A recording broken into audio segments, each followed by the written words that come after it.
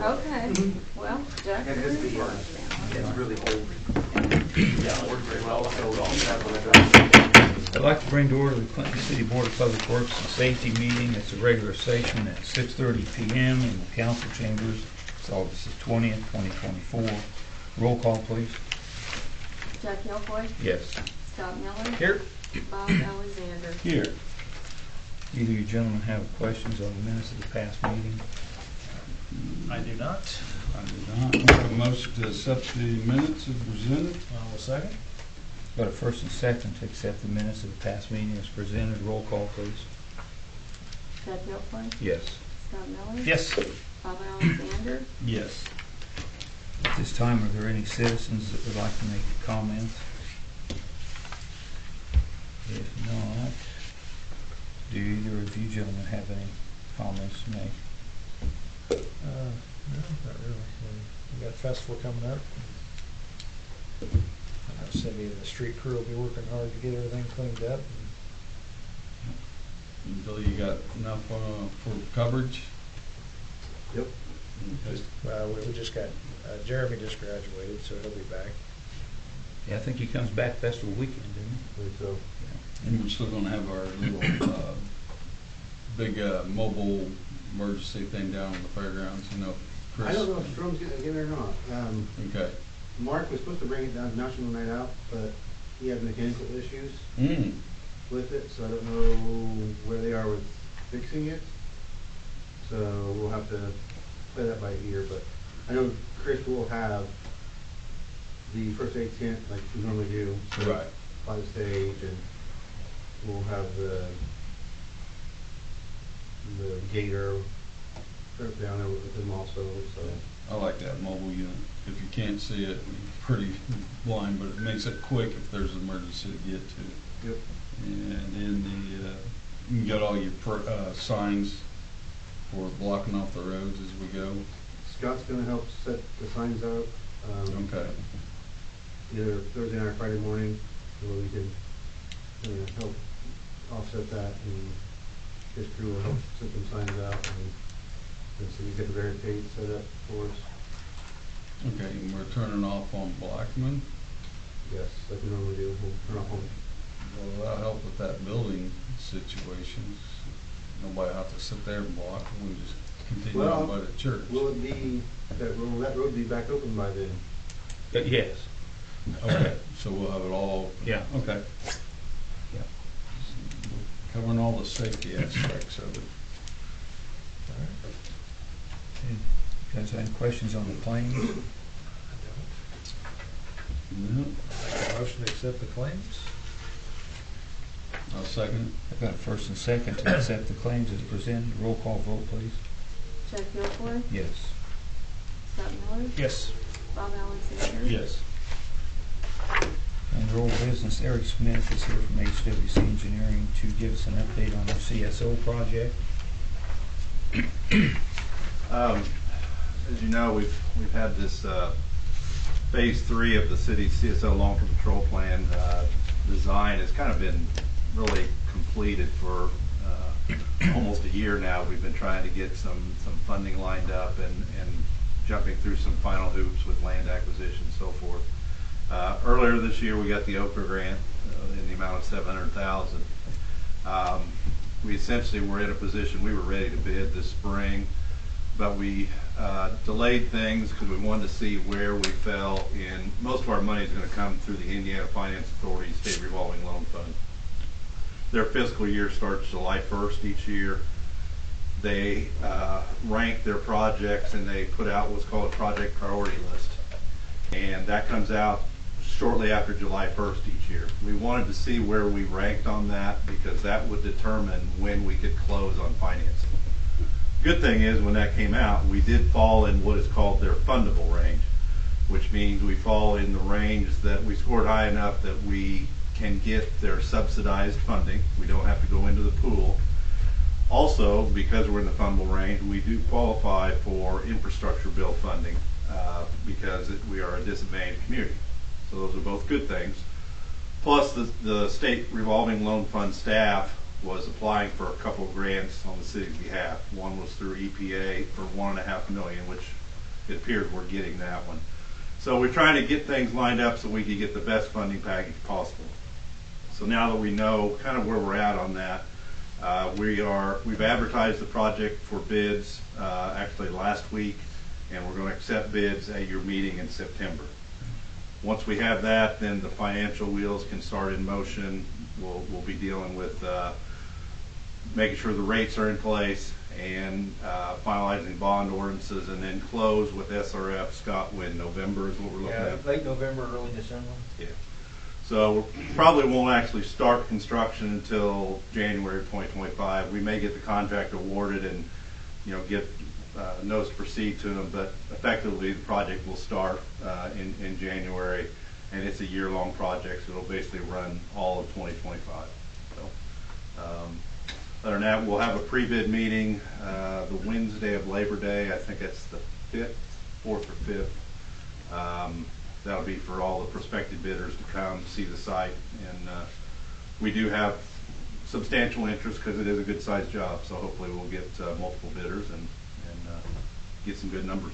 So that's kind of an update where we're at. I think the pre-bid's on the 4th, Eric, Okay. at 10 a.m.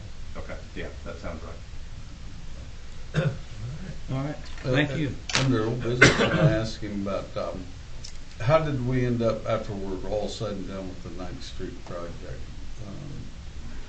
Did we, All the work's done. The second phase came in under budget or right at budget, so really there were no issues on the second phase.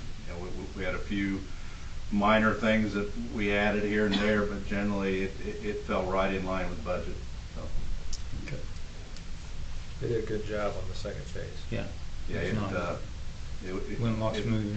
It got done a lot sooner. Obviously, getting the water out of the way helped, but it certainly went smooth. Yeah, I was just hoping there was something extra maybe we could have looked at, taking that, it'd have been the west side of the sidewalk, not the curb, just the sidewalk, and gone all the way down to the liquor store that's on the left-hand side. And then made it kind of complete. I was kind of looking at when you come up on past towards. You did actually put in less than what we thought was needed. So I mean, that's something we could look at, the overall budget and see what was planned to be put in, and you could have some money that could be used to do something like that, maybe on community crossings next year. Okay. All right. Okay. Thank you, Eric. Thanks, Eric. Okay, guys, under new business, I didn't get this on the agenda. Joe Stewart's here to talk to us about the parade route for the lift parade. So if you guys don't mind, I'll let him go ahead and address you guys. Yeah, that's fine. I'm okay with it. Thanks, guys. So, the parade route, I gave Jackie a copy of it, so I think you guys could fire one. It's gonna be the same as always. We'll start there at M&M, lawnmower, and go the parade route. I'm glad Billy brought up about over here on Blackman Street, worried about how we're gonna, deal with the construction there and the demolition of that. So, other than that, everything's pretty much go. As of tonight, I'm right at 100 entries. I'll take them to get them up for the day of course. So, Yeah. everything's still pretty much go there. So. Did you get hold of Billy about the lights? I haven't spoken to him this first time I've been able to see him since then. So Okay. He asked me about the lights. I told him to We give have it to you. one. Okay. I was just gonna have it gauge like we went Yeah, we have the one, to that parking lot right there. one of them's broke still, I haven't had it fixed yet. Okay. Okay. So yeah. Okay. Any questions? You guys No, have, same as always, so Yeah. Make a motion to accept the lifts parade route. I'll second that. got a first and second to accept the parade route for lift this year. Roll call vote, please. Jack Gilfoy, Yes. Scott Miller. Yes. And Bob Alexander. Yes. Okay, thank you, Joe. Thank you guys. Appreciate it. The next I have on here, Gerald Consulting, we owe a payment due her for $5,000. It was on a project that we got her working on that we're no longer going to pursue, but we still owe her that amount. So I need to get a motion so we can get her paid. I'll make a motion to pay the invoice for Gerald Consulting, $5,000. Second. We've got a first and second to allow us to pay Gerald Consulting in the amount of $5,000. Roll call vote, please. Jack Gilfoy, Yes. Scott Miller, Yes. Bob Alexander. Yes. Okay, next, Phil Wiseman is here. He's wanting to talk to us. He's gonna build a garage over here next to his house. He lives over here across from the firehouse. Okay. And he's going to ask us about it for a curb cut. Okay. Yes, so as Jack said, right now, first phase is putting in the driveway up to where I will put in a proposed garage. So what I'd like to do, this is on the north side of the 300 block of Mulberry Street. I'd like to remove about 30 to 32 feet of curb. It'd be about directly across from where the fire truck bay is. It almost kind of centers off that center bay. So it'll eliminate some parking there. Driveway's 24-foot wide, it'll radius out to the road. Depending on elevations, I'd like to also replace 12 to 18 inches of gutter there along the edge of the road, remove the asphalt, put in concrete. Standard curb will be installed, it'll be done by reputable Yeah, contractor. Phil works for a concrete. Oh, Fairly Okay. concrete company. Yeah. Okay. So you've done work, obviously. Yeah, and I've had 811 out, they've already marked the whole lot and everything. Okay. Really, as long as the drainage is working once the curb is replaced back in, I think it's best. Appreciate that because of the firehouse situation being right there. You're right, it's the I think it'll traffic help. really help that. Yeah. I don't have no problem with that. I don't have a problem with it either. I mean, I appreciate the improvement, to be Yeah. honest with you. Make a motion to go ahead and accept the curb cut. Just get with Cindy, just finalize everything. I'll second. Got a first and second to allow Phil Wiseman for a curb cut on Mulberry Street. Roll call vote, please. Jack Gilfoy, Yes. Scott Miller. Yes. And Bob Alexander. Yes. Hey, Phil, what's the address there? Technically, the lot is 345 Mulberry Street. Okay. All right. Thank you, Phil. Yep, thank you, gentlemen. Okay, next, I believe Dean is here to talk to us about a parking request for Lions Club. Yes, be the same as we've done the last couple of years over Main and Blackman. Like to make a driving lane in front of the building from the corner right at the edge of the property that won't infringe upon the business to the south of Judy's shop. We've done it before. We put cones out there beyond Saturday the 31st and Sunday the 1st from 11 to 7, the time that they'll be serving there at the community center. Okay. You do a drive-through only, Dean, or they having food No, they're inside? gonna allow eat in like we did last year. Right. And that work was good because a lot of people Sure. came up from the festival ground, Yeah. like to go in and sit down Yeah. and eat things. So. Good deal. Make a motion to accept the Lions Club request for the parking in front of the community center on Main Street, Saturday 31st and Sunday the 1st, between 11 and 7 for barbecue chicken and spaghetti. All right, I'll second. Got a first and second to allow the Lions Club a request for parking in front of the community center on Saturday and Sunday of the festival from 11 a.m. to 7 p.m. Roll call vote. Jack Gilfoy, Yes. Scott Miller, Yes. and Bob Alexander. Yes. Thank you. Thank you, Dean. We've got I've got two things here from Christy Gerald, and I talked to Scott about this also, and it's something that we've always done, but now the State Board of Accounts is asking her, I guess, as our grant writer, to make sure that we are aware of policy, procurement policy, and a cost principles policy. And she has provided both of those to me, and it just takes my signature, but I have to make sure that the board is aware of these new policies. I guess they're old policies, and we've been, she's always been taking care of this for us, but now we have to make sure, or the State Board of Accounts wants to make sure that we have been told about this. process because in an audit, they could ask if we had been advised about these two policies. Okay, just advise. We don't, where would we keep that on record? It wouldn't be in the, as far as the ordinance books and that, during the board. Not really an ordinance, Bob, it's. Yeah, it's just saying that we follow the rules. I know, I told them it's like having an ordinance against murder. I mean, it's kind of, because all it says is, we will follow the federal law if we get federal grant money. Yeah. Yeah. So, but I was in an exit conference last week with State Board of Accounts, and they are looking for this in audits. They also think it's a little silly, but when they're doing federal audits, the feds want to see that we have procurement policies that say we will follow their rules when it comes to expenditure of their grant dollars. So That's Basically, what Christie's trying to do is just keep us from getting dinged at yeah, an exit or an audit. Yeah, yeah. We just need to have it on file, Yeah. essentially. is what Yep. it is. And That I'll we- keep we it in know mind. what the procedure is. Yeah. She's explained it to us. Renew it every year or? I think once we adopt it, Yeah. we have to change it unless they Yeah. tell us to. I mean, Because they do a lot of amendments on this. I know, I asked them, we just, Lots one of says, amendments. it'd make more sense if we just adopted something that said, our policy is to follow the federal policy. Policies, It's yeah. federal dollars, but Because the they amendment's look for, done. they want that. Okay, I guess clerk treasurer will be updating this a lot with the amendments. I make a motion to set the cost principles, spending federal funds, and the procurement for federal grants and funds for the city of Clinton. I'll second.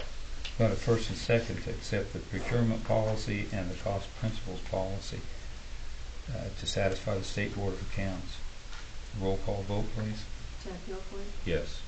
Scott Miller, Yes. and Bob Alexander. Yes. Okay. Do you have anything, Scott, for the board works? No, not really. Okay. Eric already, I know, sewer stuff, Eric gave you a good update on that. So. Okay. If nothing else, then gentlemen, I need a motion to adjourn. Motion to adjourn. Second. We will start the council meeting in 5 minutes. Allegiance to the flag of the United States of America and to the republic for which it stands, one nation, under God, indivisible, with liberty and justice for all. Okay, before we start, I'd like to welcome the new council member from the 4th Ward, Dot Lindsay. Welcome. I look forward to working with everyone. Good. I think you know everybody? Yeah, I think you know all of us, don't you? All right. Congratulations and welcome. Okay, I need a roll call, please. J.P. Walker, Here. Scott Here. Chuck Procroni, and Dean Strom. Yeah. Dot Lindsay, and Bob Alexander. Present. Okay, do you guys have any questions on minutes from the past meeting?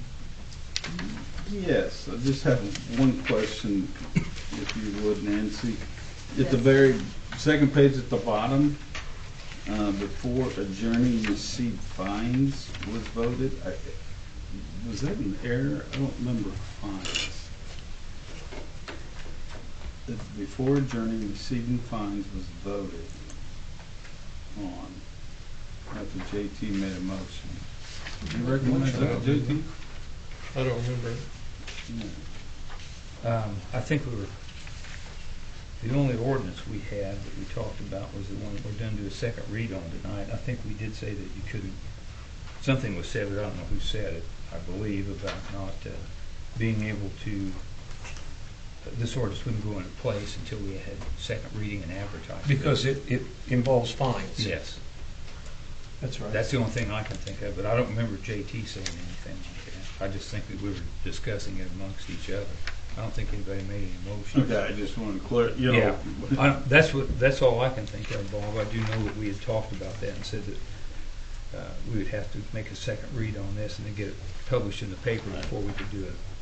If you can clarify that, that'd be Okay. fine. Not tonight, but just kind of research that and make sure Yeah. we're good. Well, to clarify right now, I didn't mean that J.T. Walker made the motion and Dean Strom seconded the motion about the fines. I just put was voted, and the vote was held after it was clarified about the fines. But JT didn't, see, I guess is what I'm trying to explain. Yeah, I don't JT know. didn't, it was discussed, I should have had discussed about fines. That's- And then JT made the motion. All and you then have to do is just Dean change Strom it. seconded the motion. Yeah, all you have to do is just change it. Yeah, Discuss fines. sorry about that. So, Okay. all right, thank you. Uh-huh. Make a motion to accept the minutes. Corrected. Yes, thank you. Got a first and second to accept the minutes after the correction. Roll call vote, please. JT Walker, Yes. Chuck Huckabee, Yes. Dean Strom, Yes. Scott Lindsey, Yes. and Bob Alexander. Yes. Okay, at this time, do any citizens have any comments? If none, then does the council have any comments?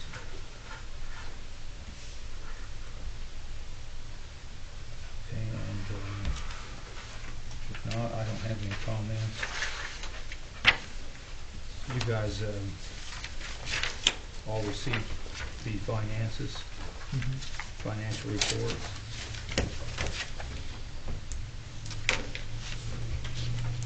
I'll make the motion that we receive the financial reports. I'll second. First and second, that the council has received financial reports. Roll call vote, please.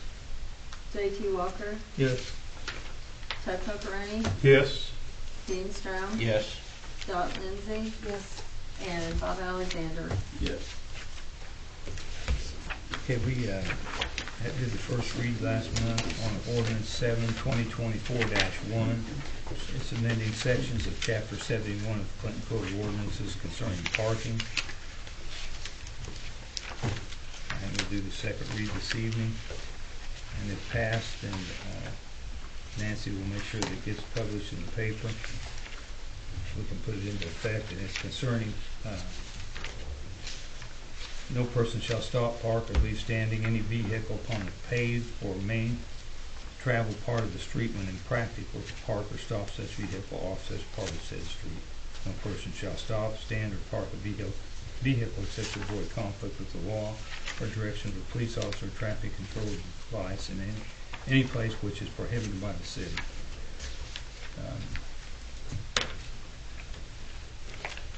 As I said, we passed this last month. So I'm asking for a motion to. I'll make a motion to accept it, second reading. Second. Got a first and second to accept ordinance 7/2024-1 on the second read. Roll call vote, please. JT Walker, Yes. Chuck Huckabee, Yes. Dean Strom, Yes. Scott Lindsey, Yes. Bob Alexander. Yes.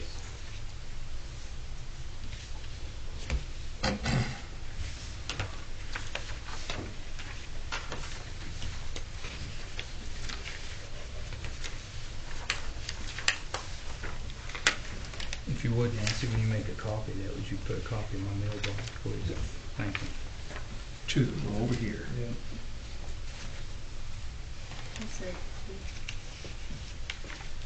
Three, you're down here on this one. They're all over. Sometimes they're this way, sometimes they're this way. So you get I was asking, I don't remember seeing that, and I wasn't here last month, so could I have a copy of that Yeah. ordinance? Mm-hmm. Yeah. Thank you.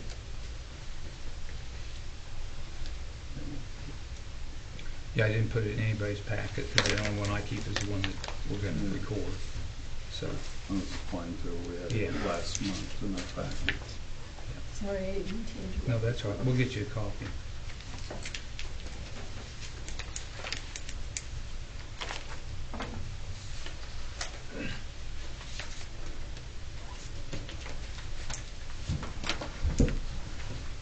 Thank you, sir. Almost done. And next, we had talked in the previous meeting, we had a little discussion about the motorized bicycles. And Chief McLaren had given a ticket to a gentleman, and the next day he gets hit, and we had to have him lifelined out of the hospital here. He'd run a stop sign, and he did it again and got hit. And I know that we've had some complaints of these being driven through, one was through the IGA parking lot to get onto Western Avenue. They cut across the parking lot, and they've been on sidewalks. And last night, there was a park board meeting. After the meeting, I was with the city superintendent. We went up 9th Street to look at some curbs that we'd had painted yesterday, and there were 3 kids going south, and they pulled wheelies, and one of them passed a car on the right side, and the other 2 passed on the left side. And they were little mini bikes. So, you know, it is something. I have talked with the city attorney about this, and I think Dean has looked into some other cities and towns that have issues. So I don't know if you had any information to share with them on it or not, Scott. Yeah, well, so I looked at and I emailed some of you, I think, probably not Dot, because you weren't on the city council last month, about the issue of motorized bicycles and motorized scooters. And the state actually has a couple of statutes that were enacted a couple of years ago to try and somewhat regulate those kind of devices. Your ability to regulate them is somewhat limited, though, because the state law allows for them. The electric bicycles are treated under the same rules as are applicable to bicycles. Now, that does mean that they have to do things like they have to have brakes, they have to stop at stop signs, they have to follow the rules of the road if they're on the road. But they are not treated. You don't have to have a driver's license. You do not have to have learner's permit or anything like that, proof of insurance or anything like that to ride one of these motorized bicycles. And Billy's read this stuff too, I think. Is he still back there? Yeah. So they do have to have a sticker on them. These. I think we have a couple homemade ones around town, and I think we might be able to prevent people from riding those because they have to have a manufacturer sticker on them, and they divide them into classes. So class 1 and 2 are scooters or bicycles, that only go up to 20 miles an hour. And if you go over that amount, they stop helping you. Ones that go faster than that, state law prohibits anyone under the age of 15 from operating those. So if somebody has one that's a class 3 scooter, or you call them scooters, but electric bikes or whatever we call these things, motorized bicycles, they have to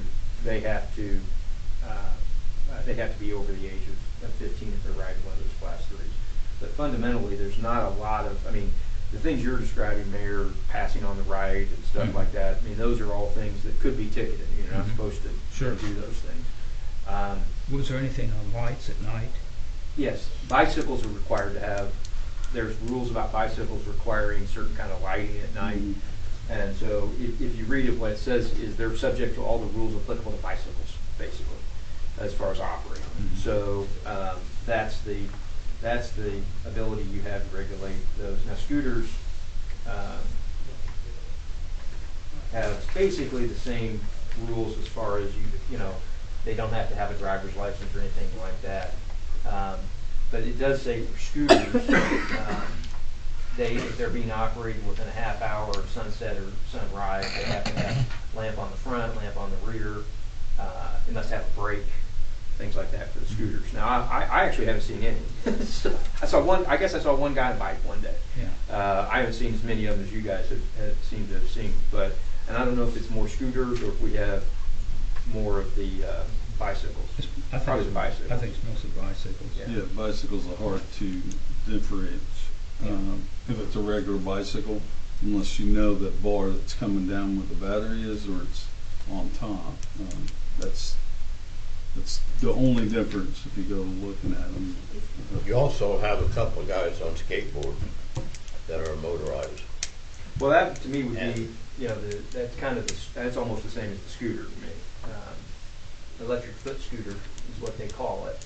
Now, I don't know, a scooter to me also has the handlebars on it, but I would assume that they'd be subject to the same kind of rules here as those who operate skateboard with. They have skateboards with motors on. There's a, They stand up and got a throttle and they, yeah. he's About holding both. like a TV control in his hand. He goes down about 7:30, 8 o'clock every night on Elm Street westbound. I purchased my The family same guy, Ford. yesterday evening, I was going up my co-op, and I looked at my odometer, I was going 25 mile an hour, and one of them went around me at 25 on a skateboard. And the only place, when I did some research, there's Lebanon, Indiana, and their traffic code, they indicate skateboard, rollerblades, inline skates, and roller skates are all included in their ordinance under bicycles, but it doesn't say anything about motorized. And I did check Danville, Indiana. They have a pretty good chapter on bicycles and motorized, and then Plainfield. In addition to Indiana code, IC code 921.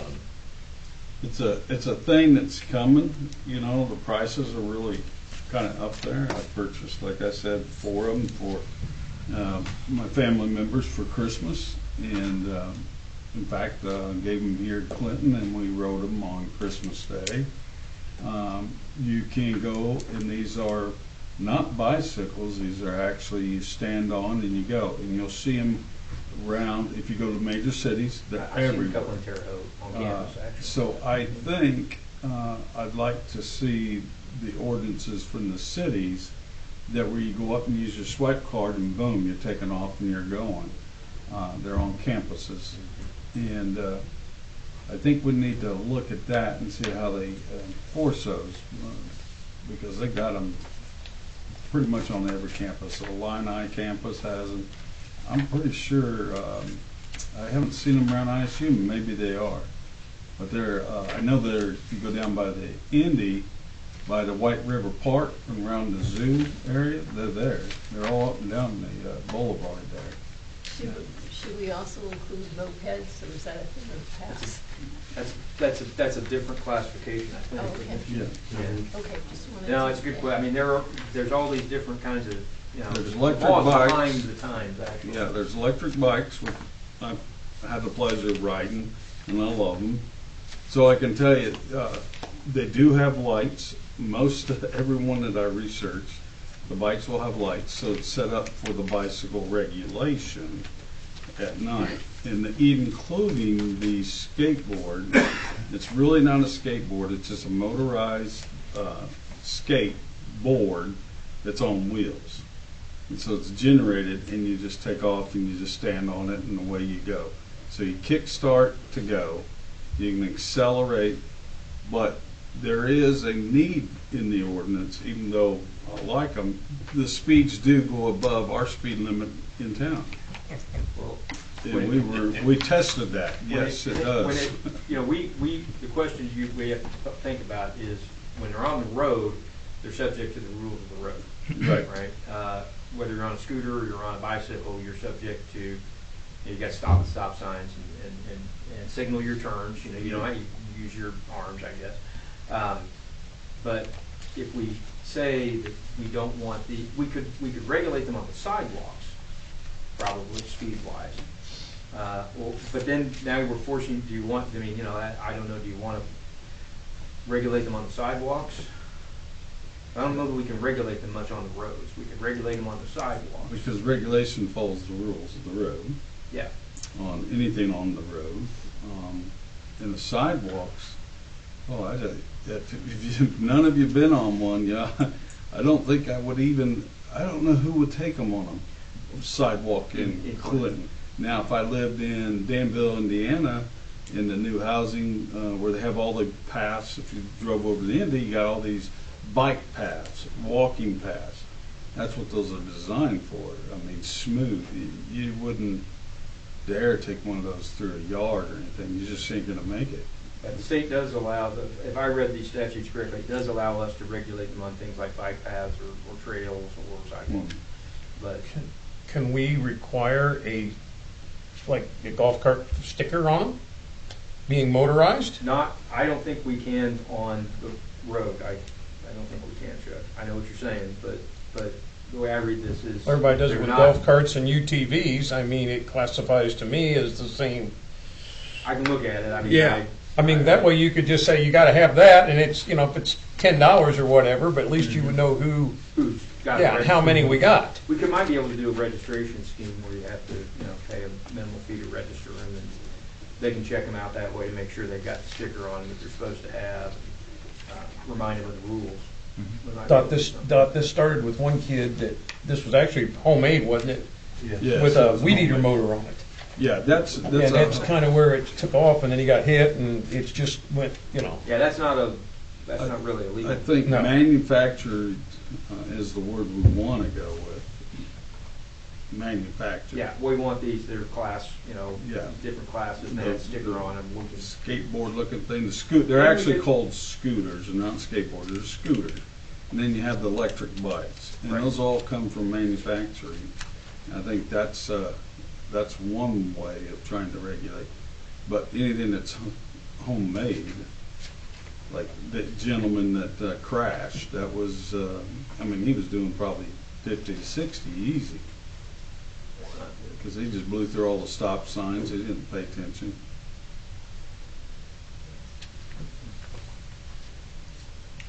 Well, I can work up something, we can talk about it again. It probably won't Okay. be perfect, but we'll continue to Yeah, work on it. we'll look at something and just And tweak check it. it. Good idea to do. Yeah, registration or something that kind of, at least they know that. Yeah, and then we, like I said, we can make sure they have a tag on them of some kind maybe. And Yeah. I don't know that we couldn't do that, Doesn't say we can't do that. Yeah. It In the future- doesn't say you can. No, it doesn't say you can't. Just keep in mind, in the future, those things will become more and more popular. Remember, the child does not have to pedal. He can, but it doesn't have to. Just like the scooter, you can kick it to kickstart, or you can just stand on and use your throttle. Remember, these are all electric, nothing gas. It's all electric, but because the prices are really coming down, and I would say about Christmas time, these will be cut in half, so you'll see a lot more. So, I can see me, if I was 16 or 15, I would do that. oh, I love them.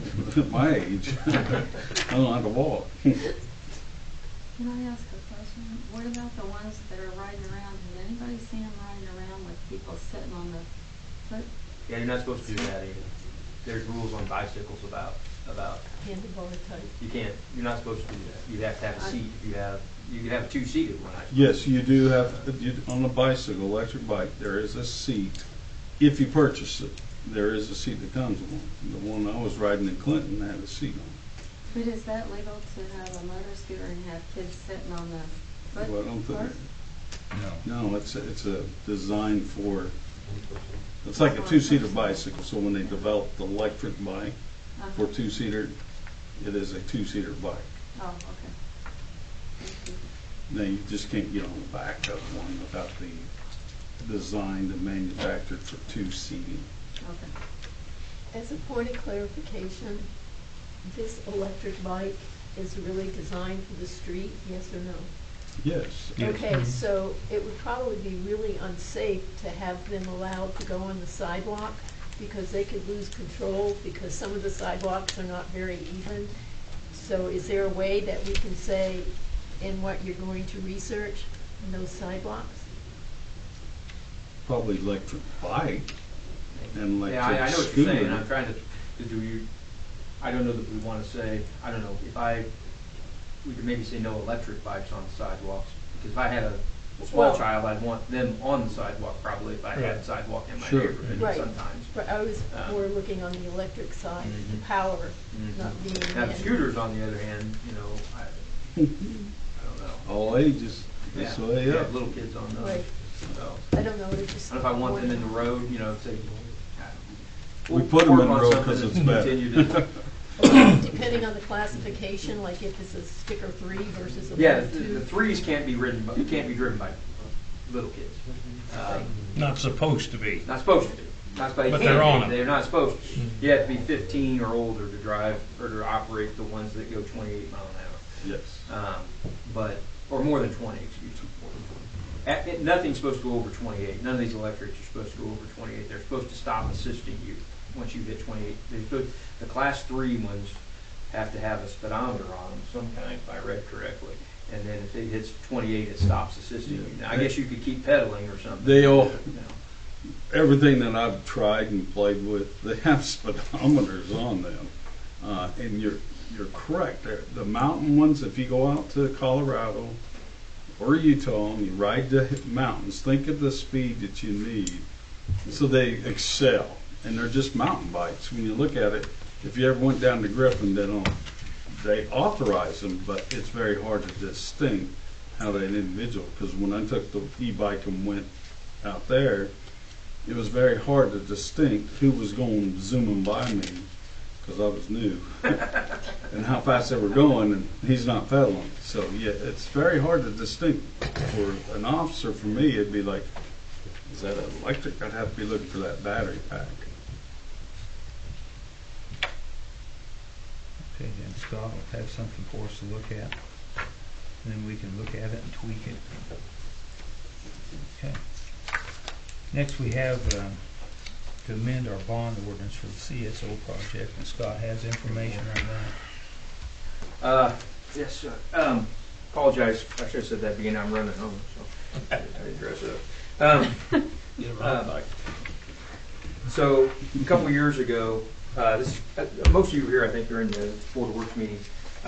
City's working on a phase 3 of our CSO plan. Notice to bidders has gone out, advertised for bids. We're opening bids next month. The financing of that we're going to do through the Indiana Finance Authority State Revolving Loan Fund Program, SRF.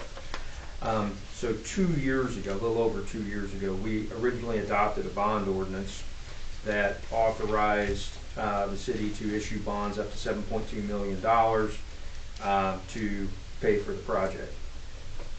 We also borrowed a little under $700,000, what's called a bond anticipation note, a BAN, to help cover some of the engineering fees and easement acquisition fees that we were going to incur as we work towards bidding the project. The project didn't happen as fast as we wanted it to, partly because we had some delays in getting some of the easements, which pushed us back with. We're also applying to OPRA for a grant as well, Office of Community and Rural Affairs, and so we couldn't make the deadline to apply for their grant, and so we had to delay things a little bit. We finally secured all the easements we needed. We'll find out about the OPRA grant at the end of this month. No, we have that. We do? You got it? Oh, yeah. Good. Okay, we did. Yeah, you're right. Thank you, Reed. So the only thing we don't know is exactly how much forgivable loan or grant we're going to get from SRF. So, but we need to renew our bond ordinance for several reasons. One is SRF has changed some of their language that they insist upon having in these bond ordinances. So this new ordinance reflects those changes that they've asked for the past 2 years. Second reason is the BAN, this bond anticipation note that we took out 2 years ago, is due at the end of this month. So we need to renew that BAN. We're gonna basically renew that promissory note that we borrowed, that money we borrowed 2 years ago. We will pay the interest that's owed on it, and then we'll renew the principal amount.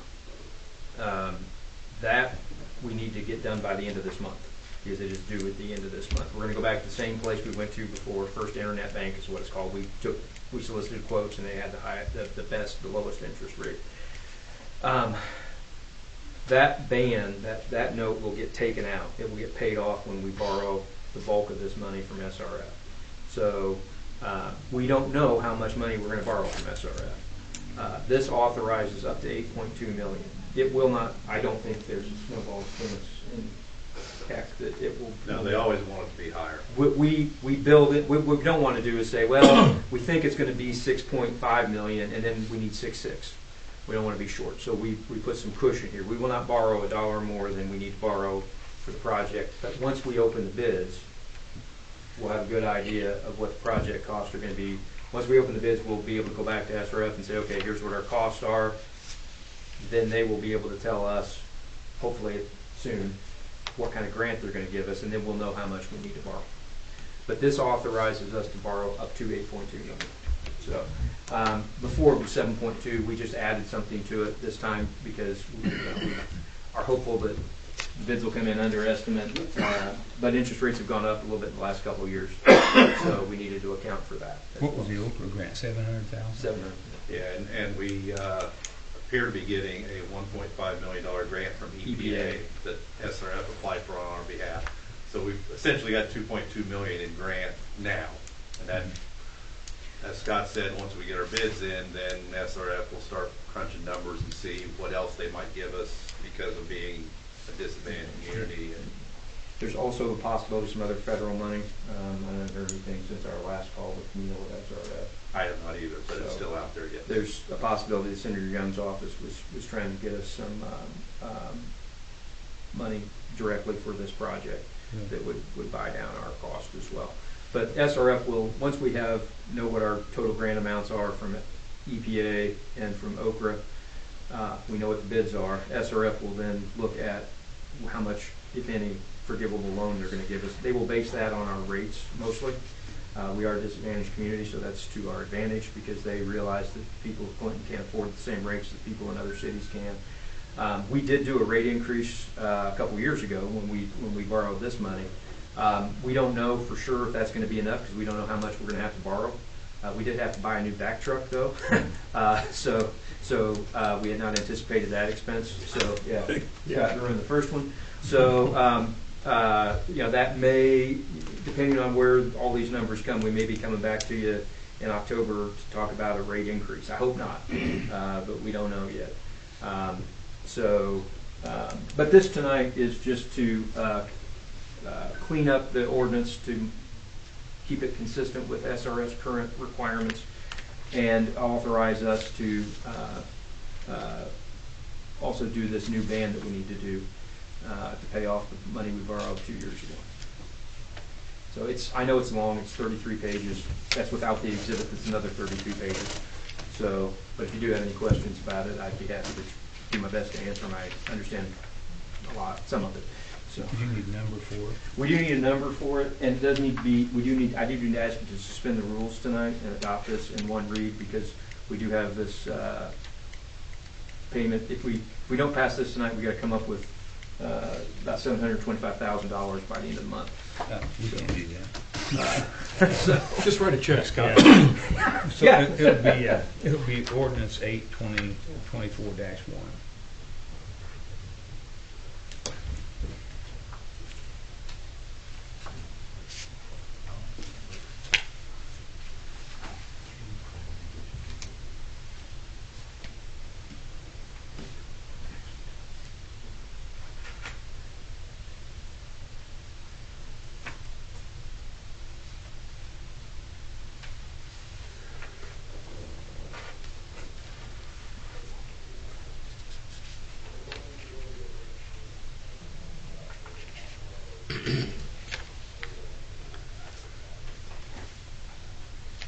So really, page 2 is the only thing that we have changed from the last ordinance. We increased the amount from 7.2 to 8.2. Right. We added a bunch of stuff to explain, why we're doing this again. If you go through it, Bob, there are some other points. It's hard to see if you're just looking at the regular version. I have a red line, and there's some very small changes. I think one thing they added is we will not sell the sewage works without SRS permission while the bonds are outstanding. Yeah. I don't think we'd probably do that anyway, but I read this one, and I also pulled the old one out for comparison, and you've cleared up some of the thoughts or the questions I had where we're cleaning it up and getting additional funding, and the changes have come in. So, like you said, it's just actually cleaning up what the council passed back in, 2022. So 2 years ago, a little over 2 years ago. yeah, and like I said, I had that old ordinance, and I checked it against the new one, and I can see the need. Yeah, I mean, SRF, just they have their own rules, and every couple of years they change some things with their language. So this ordinance was reviewed by our bond counsel, Brenda DeVries, as well as SRF's internal counsel, and they're all okay with it. You need a motion? Yeah, need a motion to accept bond ordinance 8-2024-1. I'll make the motion to pass ordinance 8-2024-1. I second. Got a first and a second to accept, amend bond ordinance 8-2024-1 for the CSO project. Roll Mayor, call. can I interject? Could you do a motion to suspend the rules? and Yes, I adopt will. One read? Yes. I have a motion and a second. A roll call vote, please. J.T. Walker, Yes. Chuck Pepperoni, Yes. Dean Strom, Yes. Dot Lindsay, Is this to suspend a rule, or is this No, to approve? this is to approve. Oh, okay. Yeah. Agreed. Yes. Bob Alexander. Yes. And now, I make a motion, we suspend the rules on ordinance 8-2024-1 for a second reading. I'll second it. I've got a first and second to allow us to do a second read tonight on this bond ordinance for the CSO project, which is 8-2024-1. A roll call vote, please. J.T. Walker, Yes. Chuck Pepperoni, Yes. Dean Strom, Yes. Dot Lindsay, Yes. Bob Alexander. Yes. I have the one for you to sign, Mayor. There was an exhibit that I didn't send you, it was another 33 pages. So I got all this. No, that's different stuff you have to sign. Oh. The bond council set this up. Technically, it only needs to be signed by the presiding officer and the clerk treasurer, so you sign there and there. And then that's the one for you to keep, and then I'm gonna have you sign a second one that I can take with me to have scanned into the lawyers, other lawyers. Make a motion to set the ordinance for the second read, 8-2024-1, amending the stated ordinance. I'll second it. Got a first and second to accept ordinance 8-2024-1 on second read. Roll call vote. J.T. Walker, Yes. Chuck Pepperoni, Yes. Dean Strom, Yes. Dot Lindsay, Yes. and Bob Alexander. Yes. Thank you. We'll see a lot of each other over the course of this project. So. So I'll have her sign this, and this is my copy. This one is for you guys to keep. I'll get Nancy to sign them, Okay. and then I'll take this one. Nancy, make sure I get a copy of that for codification, please, Okay, along with the other ordinance we passed tonight. okay. Thank you. Do you want 2 copies each? Yes, please. Okay, No, I just need one. one, okay. Thank you. Mhm. Okay, Chief McLaren is wanting to talk to us about purchasing some new body cams. Needs some help with funding. He's talked to me about it, and I'm going to talk with Scott about it. Bill, you want to tell him why you're needing these? The body cams that we currently have, several of them have died on us. They won't keep charge. They will turn on and off randomly by themselves. So we are getting new body cams. The nice thing about the newer ones is the guys can actually on their phones watch the other officers. So if they're on a call, they can pull it up and actually be live streaming the call to see if something goes bad. They can already be responding before they even ask for help. I also have it for our dispatchers, can watch them also. There's also where you can track them, so you can see where they're at. So if they don't answer the radio, we know where to start looking, blast. There's a lot of safety features in these, so they're very nice. I think they also, they break, they replace it if something goes wrong. Yeah, with it. we have issues, we get a hold of Axon, we ship it to them, they ship us a new one. They're able to be charged inside the car, so they always don't have to be sitting on station. They actually shipped us with a USB-C cable, so we can charge them in cars. They are easily removed from the vest, just a quarter turn. You just toss them on the vest, quarter turn off, and put them on a docking station, inside station. They will no longer take up space on our server here at City Hall. The server is a virtual server managed by Axon, which is also the same company that has our tasers.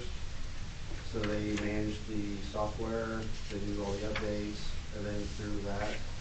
We also, with that, it will save us money because we have the redaction software on there, so now we can redact stuff if we need to without having to buy additional software. So it's nice that we can, just when I ask for a video, we can redact it and only give them what they are allowed to see.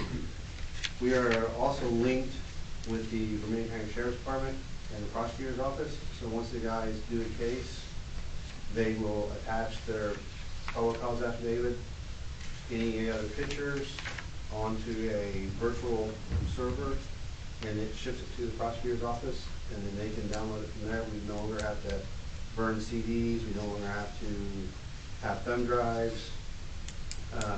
There's another feature, that's the thing about that.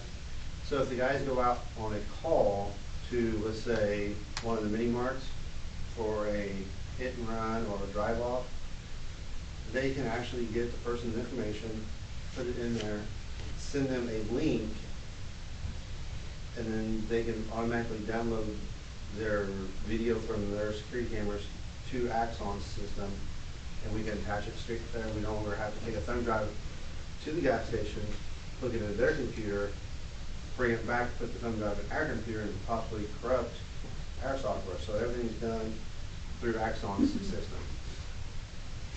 And I think you've already secured 50% of your.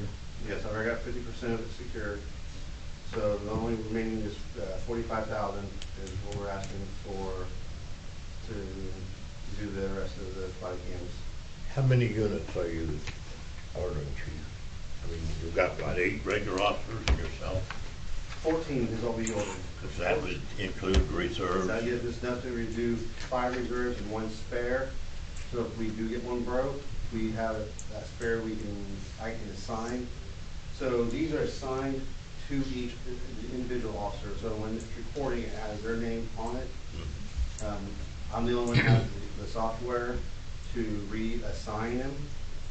So I can take my phone, I scan the QR code, and I can assign it to anybody on the department.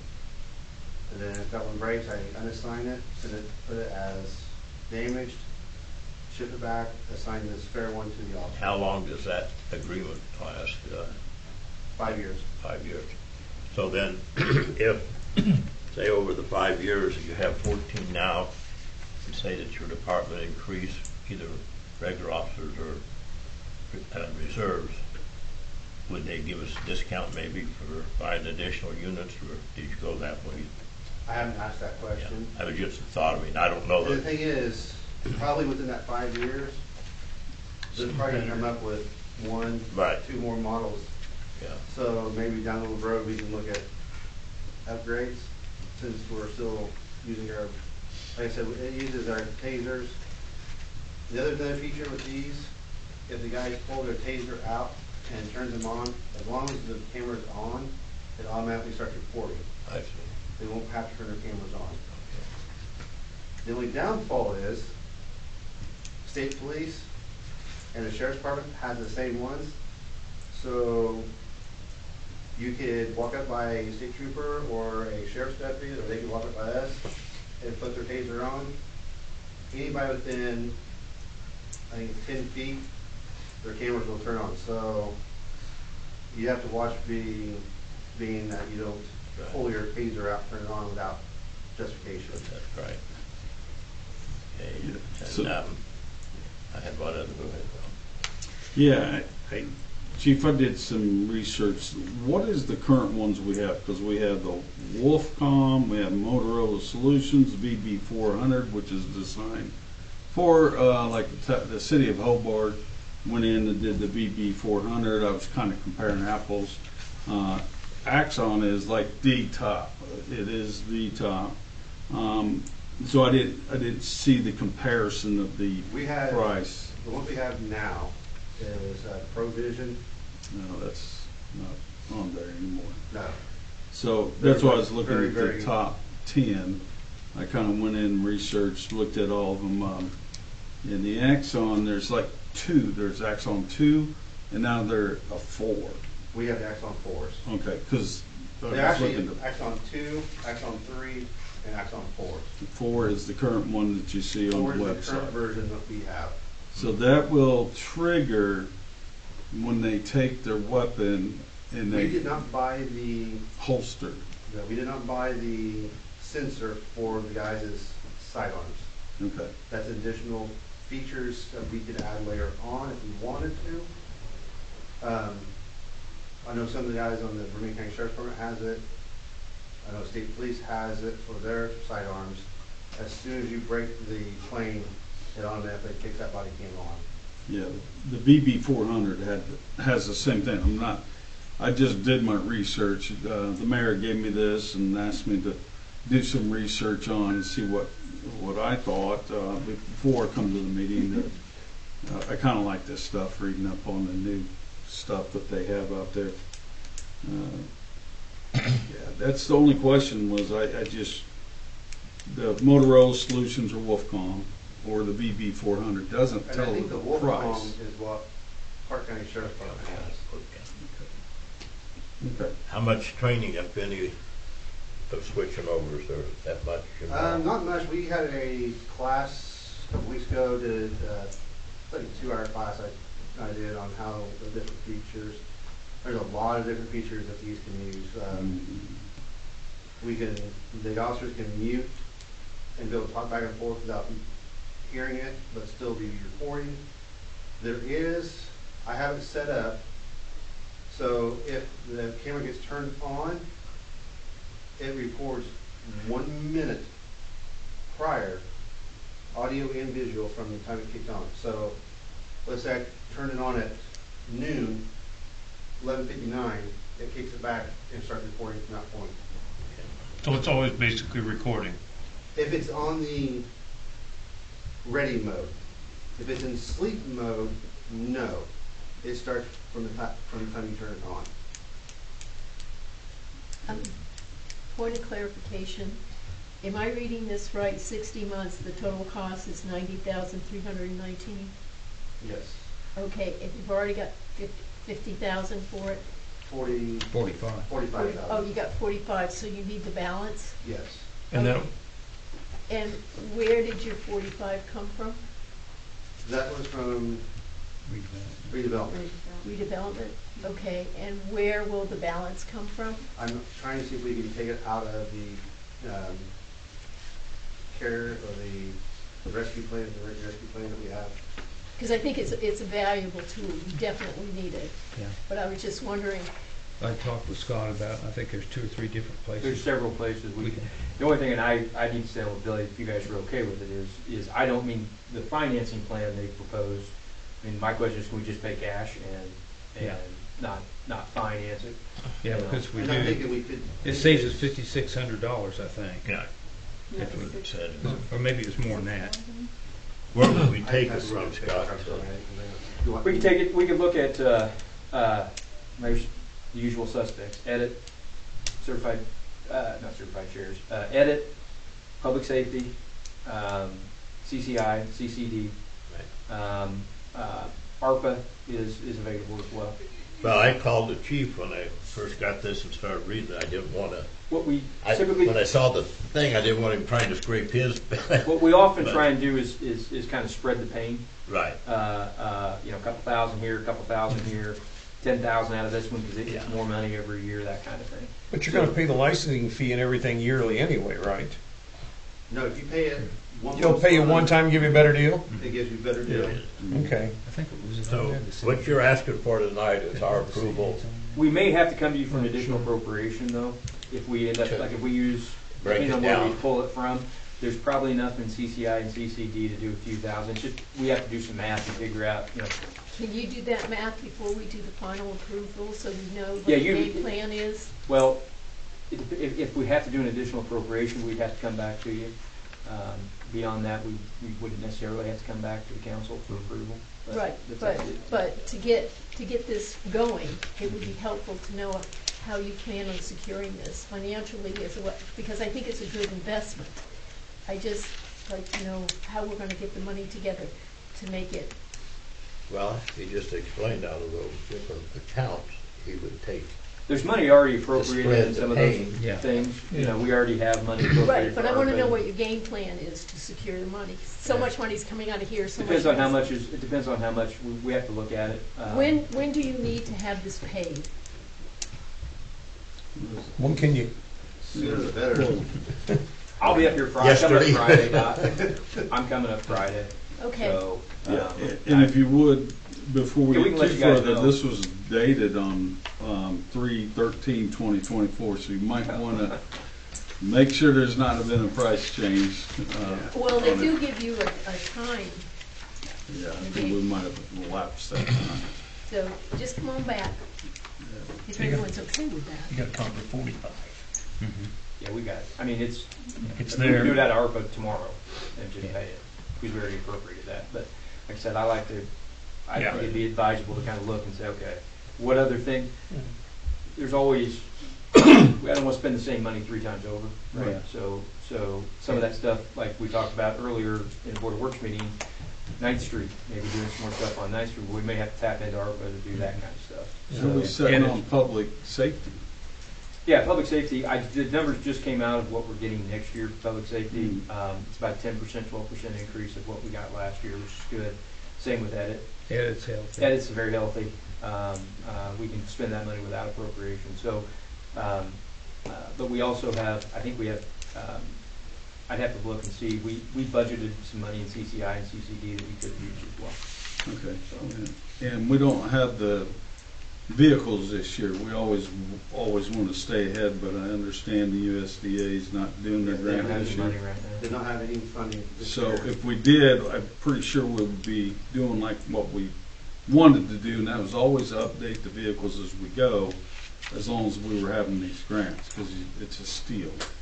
Right now, Blazer's 57,000, but then that's not with the package. I mean, also USDA, has them. they didn't have any funding for this year. Their funding will start again in October, so I plan on October 1, calling USDA and trying to get our name in. But again, that's putting our name in and then just see where we fall. But if I get in that day one, try.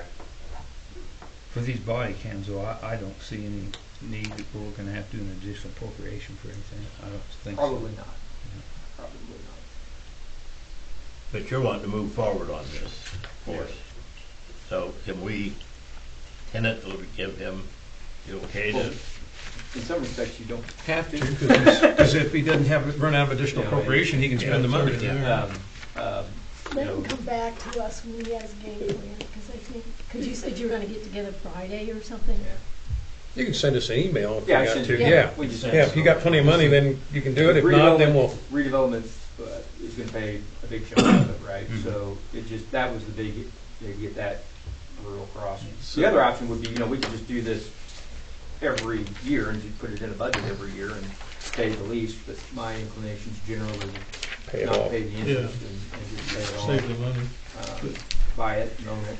So if you meet on Friday, you just send out an Yeah. email with acknowledging this is where the funds are being pulled, because if you're not doing additional appropriations, you do not have to. No, We don't have to worry about it.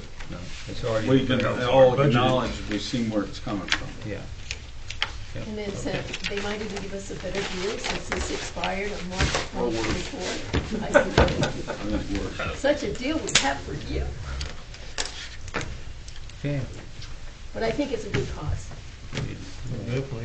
One question I forgot earlier. What'd you find out about Elm Street, our lovely highway? Well, they came 2 weeks ago, 3 people came from NDOT and went over the road, and I don't think, I've not heard from them. Patty, have you heard from them?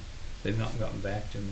They do know that there's some issues, and I think they're still looking at it because they haven't done any striping, they haven't fixed the stop sign at 63 and 163, or at 163 there at the bridge, so hopefully they're still looking at it, but they do know that there are issues, because they've been here to look at it, yeah. If they get away with that, you can do any project and just refer to that. Yeah, it's pretty cool, yes. And once they get some snow on it, you put that snow plow down on it, it's gonna start peel it Filling on up, up. especially at the intersection with 63 and the Yeah. river bridge. Yeah. It's gonna be. Yeah. Keep us informed on that. Okay. And then we'll get you an email sometime Friday or Monday morning. When we decide how we're gonna do that. Like I said, we won't have to do an additional appropriation. We'll just do it then. Yeah. Hey. Motion to adjourn. Second it. You ready? Cut him off, let's go. One more thing.